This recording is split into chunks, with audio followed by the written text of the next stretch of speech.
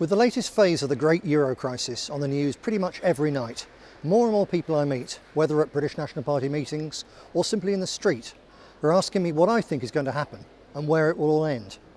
Now, contrary to rumours, I don't really have a crystal ball, but despite that I can tell you for sure several things that won't happen and several things that will. Although all the talk of the bank bailouts and the alphabet soup of ECBs, EFSMs and all the other institutions sounds hideously complicated, the reality is that it's all hideously simple. The euro crisis won't go away. The euro crisis will get broader and deeper. The political elite, headed by Commission President Barroso and Frau Merkel, will try to use it as an excuse for total financial and economic union of the eurozone. But to do that would be such a massive step that there's no chance of it being successfully imposed without a new treaty. Such a treaty in turn could not be imposed without being forced past the various national electorates that would have to be consulted in the rigged referendums with which we're now all too familiar.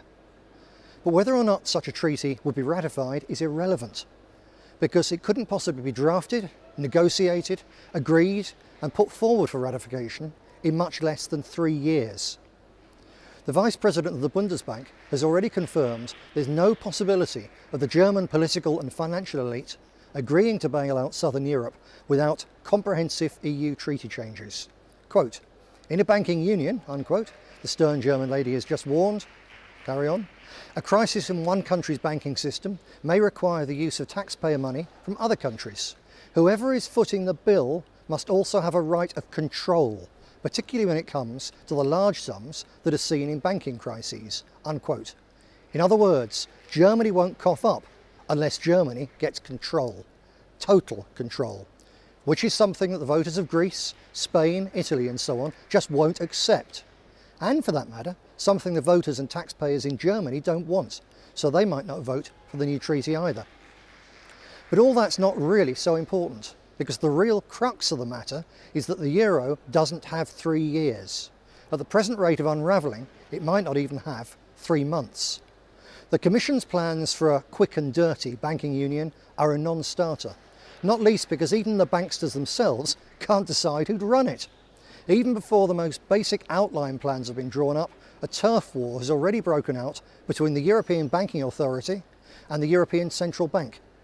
To put it all into the plainest of plain English, they couldn't run a piss-up in a brewery, let alone solve the euro crisis.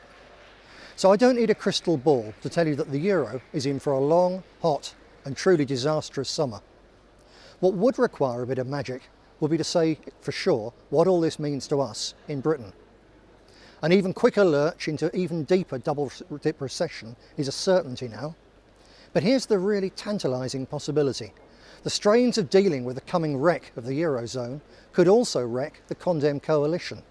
The collapse of the euro is very unlikely, in the next phase at least, to destroy the European Union itself, but it could destroy the Cameron-Clegg coalition. I'm not saying that it will, I'm just saying that it could do so. Time will tell. Watch this space.